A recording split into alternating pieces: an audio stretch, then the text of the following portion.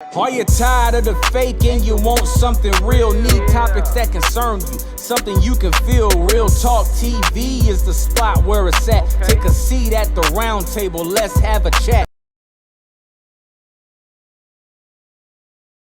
What's going on, everybody? Mr. Fantastic here, and welcome back to the Roundtable discussion here, streaming on the mobile channel, Exposure TV. Man, that's how we doing it. We love to sit here and talk to day one. That's what we do.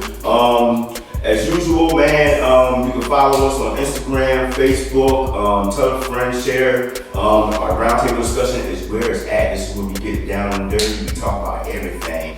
Of course, once again, we want to remain advocating for sickle cell anemia, mental illness, and also autism. These things are very dear to us, and like I said, as the show go on, you'll see more information about these illnesses and diseases that's going on out here. We also have some special guests here, and we're going to introduce them as well. But I got to introduce my panelists first. Alright, what's up, y'all? It's your girl Candy. I am the owner of Candy Cam Professional Photography. You can reach me on Instagram and on Facebook. Yeah, it's Derek Bargenier, aka Black Watch, Fayetteville City, native. We doing films, we doing music. Follow me everywhere online. Follow me everywhere but in the grocery store. That part. And we here to do positive conversation, Real Talk TV. Let's do it. Hey, you guys. I go by the name of Hazel. I do poetry, and I also have my own homemade sew business. For my business page, you can follow me on Instagram at Naturally Haze. For my poetry page, you can follow me on Instagram at HazelLove_ the letter N. Yeah. And now for our special guest. Hey everyone, my name is Gwen Chanel. I am a self-coach and author from Winnebago, North Carolina. And you can follow me on Instagram and Facebook at Gwen Chanel.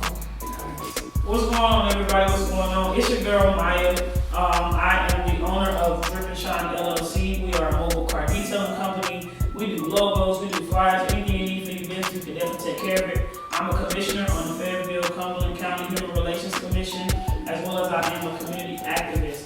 You can check me out on Instagram at Dream Chasing MYAH. You can check out my business page at Drip and Shine _ LLC. And it's just a privilege and honor to be here. Absolutely, and we appreciate you being here. And as usual, last but not least, we got Mr. Fantastic here. Real Talk TV, Roundtable, Real Talk TV Productions. You can hire us at any time. Hit us up at realttv@gmail.com for all your video needs. And that's what we doing, man. It's Real Talk. So we're back at the table for another discussion. As we've been watching over the course of time with this whole trial situation that's going on, and of course it all stemmed from the George Floyd killing. Needless to say, it's killing straight up. And we brought MYAH on here as well because during that time she was out there protesting and activists, like she said, out there. But first we want to kind of go back to the George Floyd situation and the trial that's going on. How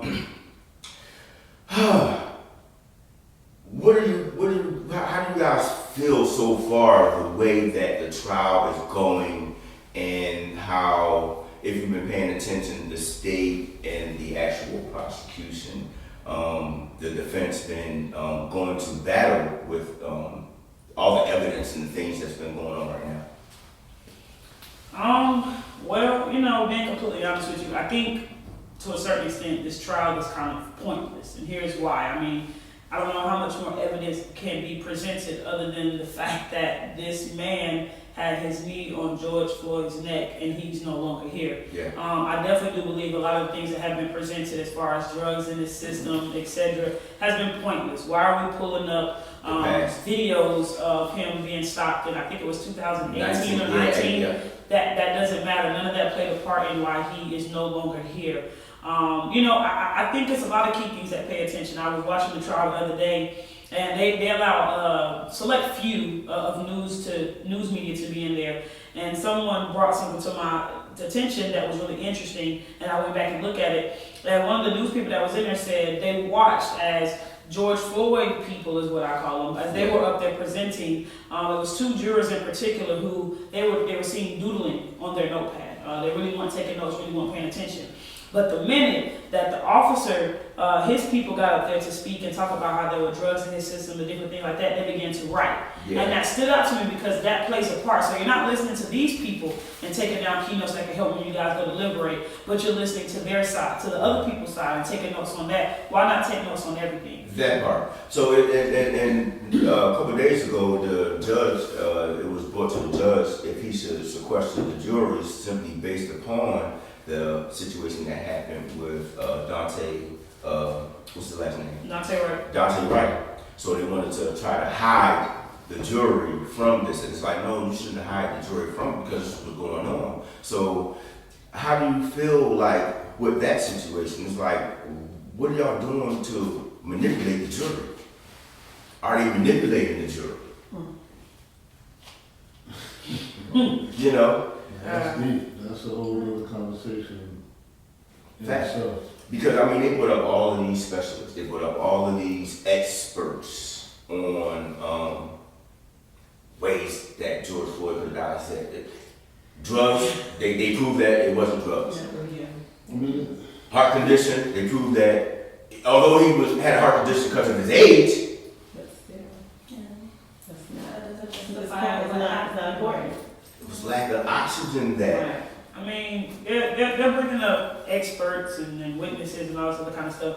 But when they bring these experts up, they're not giving them the cold hard facts of that day. They want to play hypotheticals that, like, well, what if George Floyd was home by himself? Would he have died because of the amount of drugs in his system? And so these are the type of questions that they're asking the experts, not asking them, okay, I remember, I watched it for myself. Take away the cop, put George Floyd at home by himself, would he have died? See, that's the thing though. Yeah. You're still, even though you think that you're helping, you're still making yourself look bad because we can't take away the cop. We have to put him there. Yeah. So you really shoot yourself in your foot because he's still a factor, which means ultimately he's still the reason why George Floyd's not here. Facts. And so George Floyd's friend that was in the car, ultimately he decided to plead the fifth to protect himself. Me personally, I kind of get that, but do you think that him pleading the fifth was helpful for George or more hurtful, being as though there's something more to hide here than opposed to getting on stand and testifying? why wouldn't you want to speak? Well, he said I feel like he didn't speak to protect himself from catching a murder charge. yeah. Like, I don't think it would hurt the case at all because at the end of the day, if he go up there, speak, say his piece, and they convict him, then the charges are on him and not the person really at fault for that murder. Because that's what it is, and we gotta call it what it is. Absolutely. It's a murder. It's a murder. So, but with his friend, it's like, okay, because I seen a actual, he did some type of interview. I don't know, I'm not sure where it was at, but he did some type of interview where he was stating that, George, that was my buddy, we were the best of friends and everything like that. And it's like, I would want my best friend to go all out for me in any type of situation if you want to call yourself that. My best friend, you know what I'm saying? So, but on film, and this is what I'm saying, is it really going to hurt? Because on film, he gave the officers a fictitious name. It could be him that he doesn't want to be exposed about certain things in his life. So it could matter, something like that. So, once again, would that be fair for George? I'm gonna have to say it's gonna hurt him, and here's why I say it's gonna hurt him, because there is no better witness to testify than the guy himself that was in the vehicle with Mr. George. And so we can hear from people who recorded, we can hear from bystanders, whatever you may have, but there's no better witness than the guy that was right there firsthand. Do I think it's going to hurt a lot? Absolutely not, but I do definitely think that that was a blow to Mr. George Floyd. Yeah. So, although we pre-record our show, and I believe that this week we will have closing arguments and possibly a verdict. You know, are you guys prepared? I mean, are y'all ready for what's going to potentially happen if we feel that justice is not done here? Because if justice isn't sealed here, the way that George Floyd was murdered, will we get justice for? Can I be real? It doesn't be real. So, and I have to take off my activism hat. I gotta set that to the side, and I gotta be MYAH.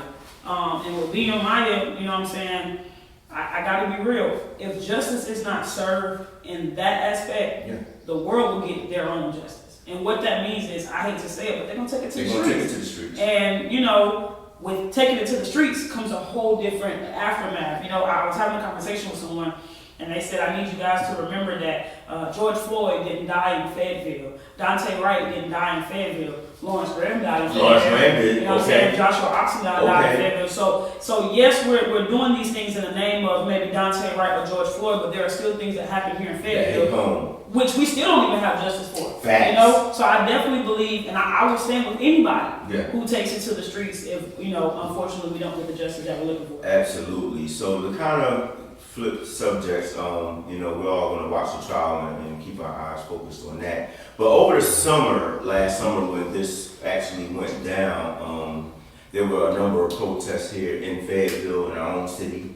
There were a lot of looting, there were a lot of peaceful protests, and I can say that MYAH was actually part of the peaceful demonstrations because I've covered almost every last one. So as this show go on, you're going to see clips of MYAH speaking popping up as this show because I have clips of you speaking. But you guys had something that was called the Bill's Voice. Kind of elaborate to us and to everyone watching what the Bill's Voice was and their actual mission.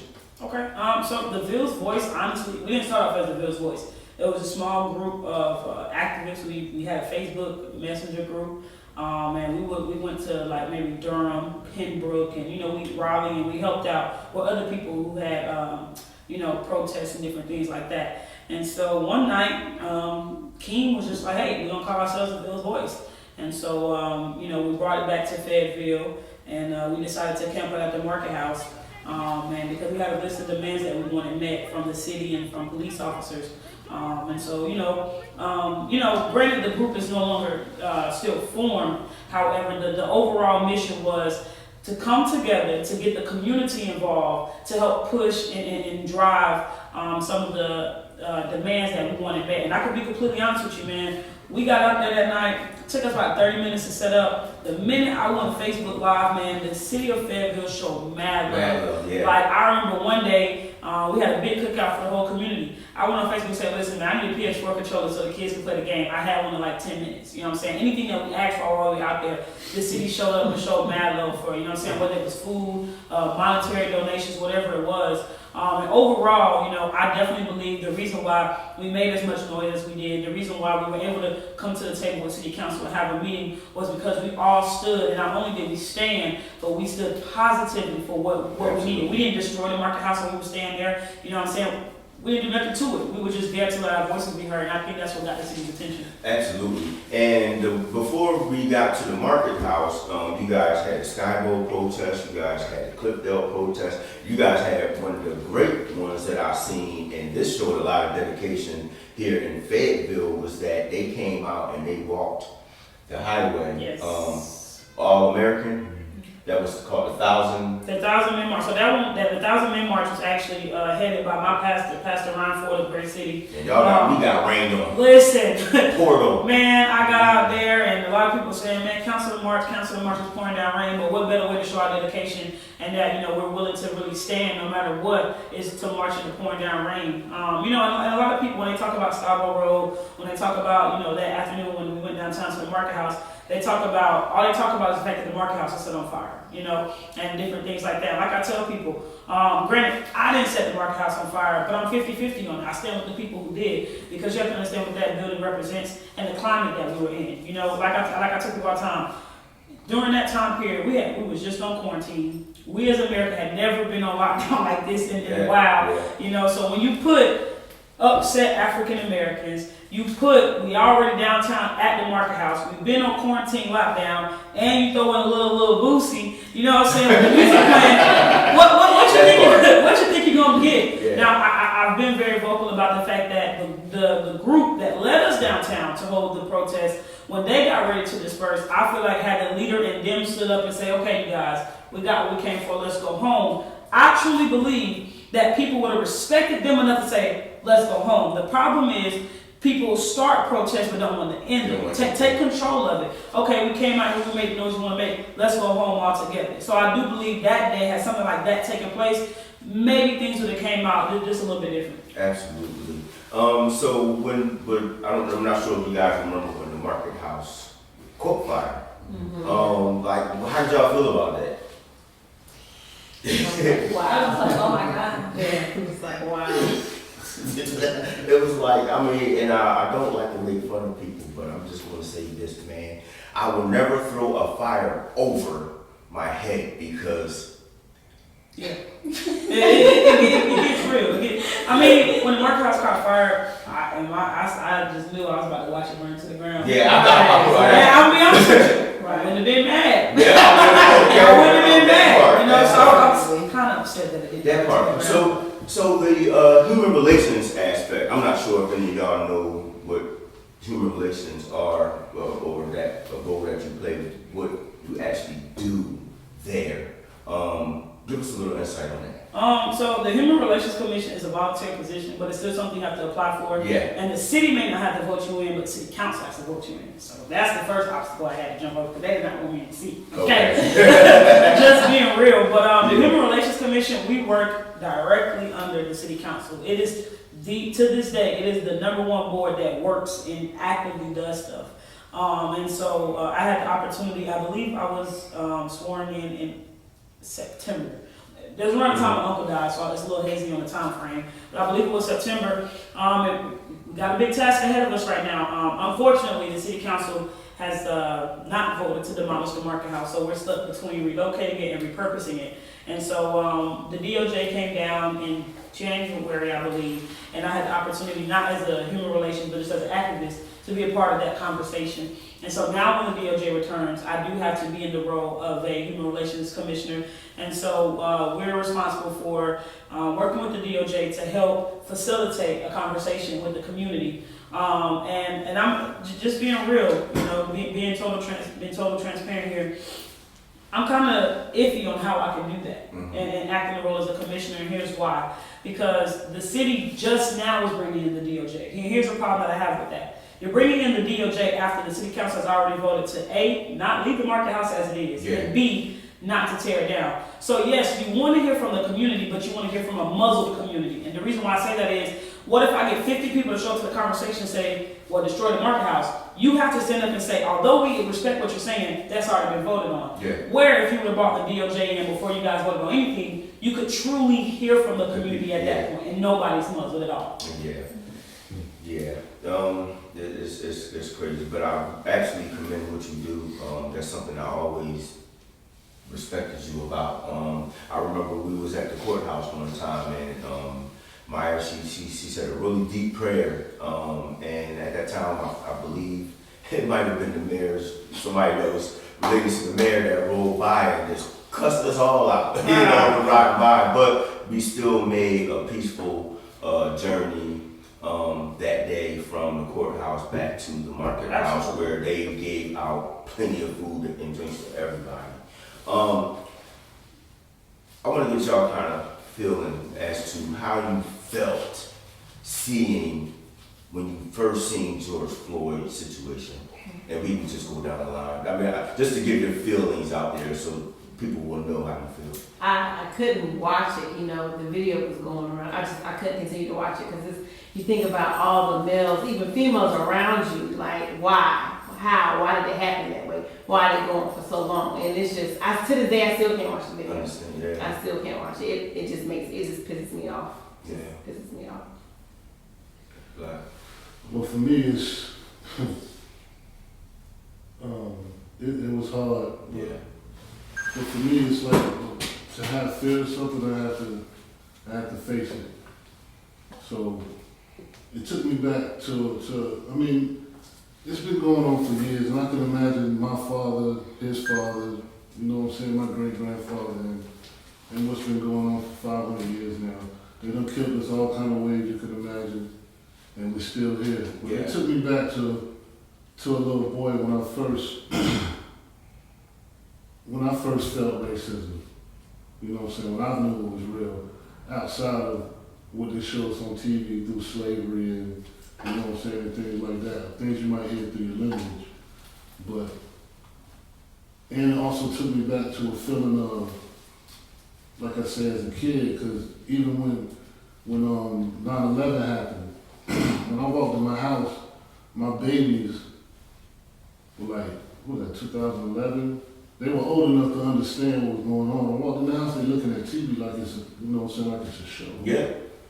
But all day I'm going, I'm hearing this on the radio at work, and it's like, wow, planes Yeah. building. So, you know, all these feelings and emotions come back, just see that man on the ground like that, and my man just chilling on it, hands in his pocket, not worried about nothing, comfortable, and my man crying out for his mom, pissing and shitting on herself, excuse my language. Yeah, but yeah. But, you know, I've been in a team like that before, where I almost lost my breath.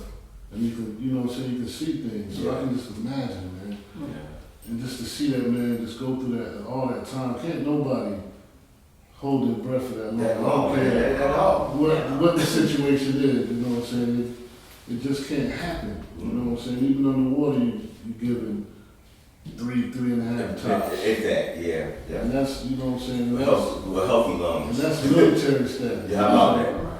So, just like the young lady said, man, just, you know, just the trial, man, it's gonna be a new America, I think, Yeah. coming weeks and months. But, I mean, through the pandemic and all this, it just shows, man, that, you know what I'm saying, all the gates of hell are open and they're not hiding nothing anymore. So, it's us against the machine, man. So it's like, That part. what do we do? But the feeling was illness, you know, man, it'll never go away because it's never gonna stop. Yeah. You know what I'm saying? This is all we know, basically, as a people. Yeah.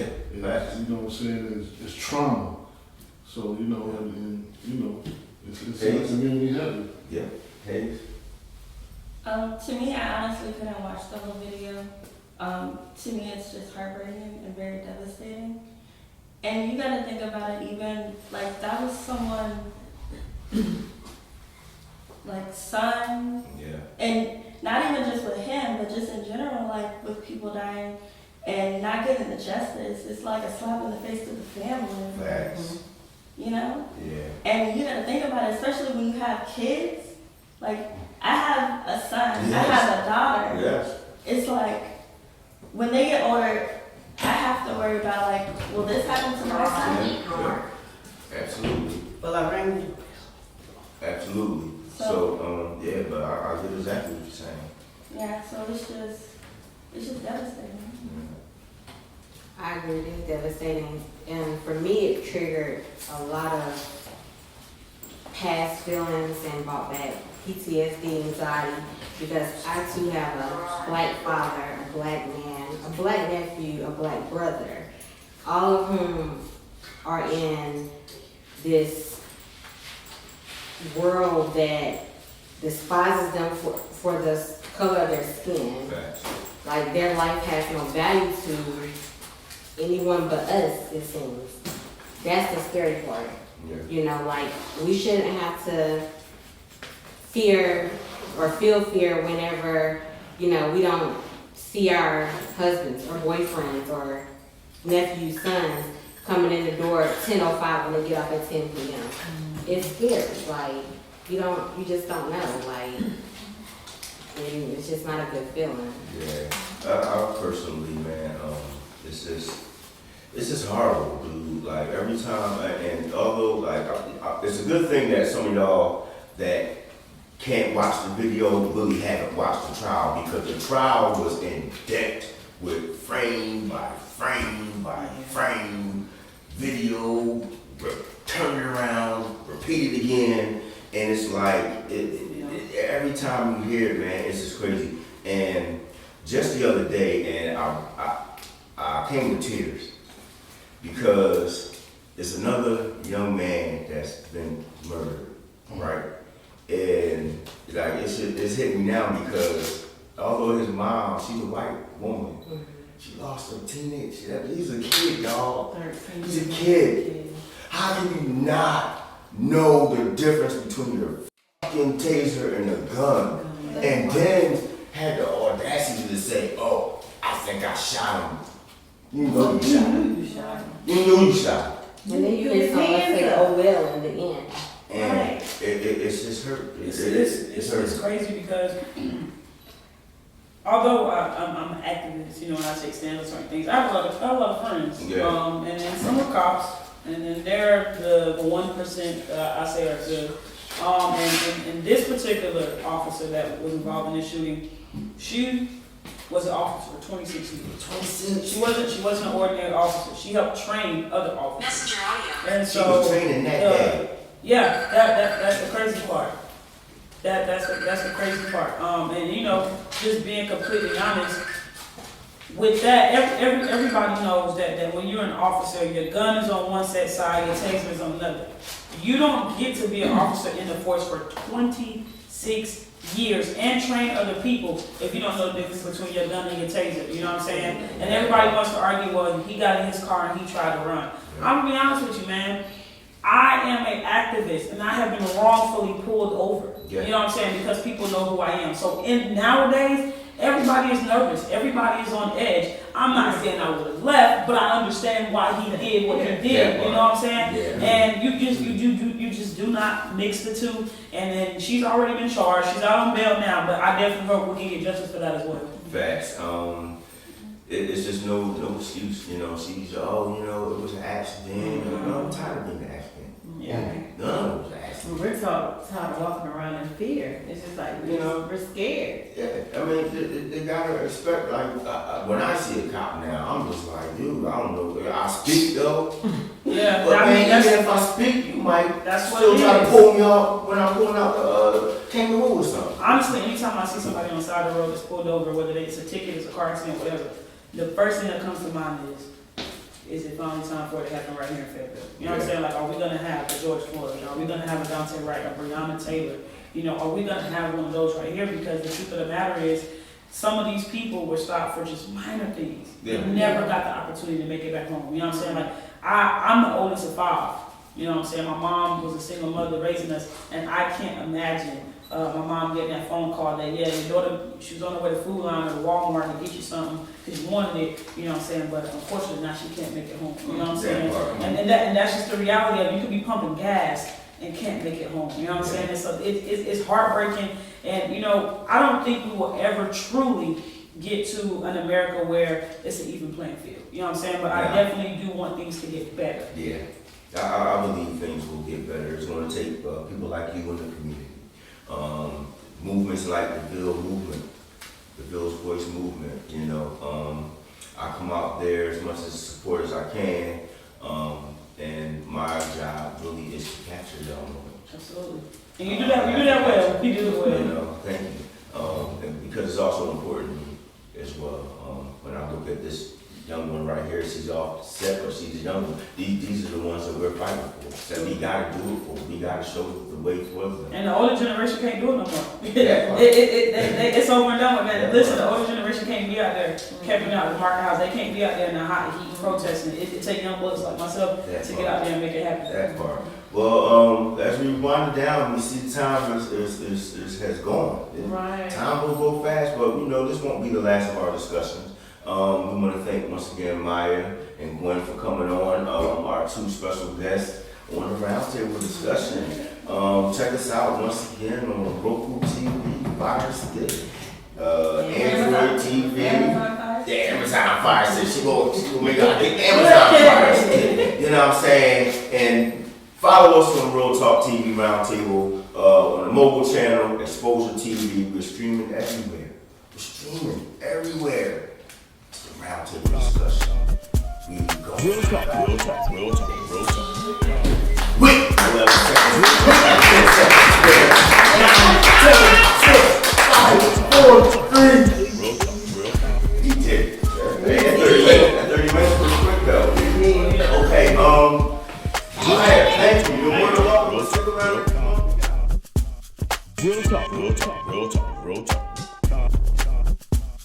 Real talk, real talk, real talk, real talk, real talk, real talk, real talk.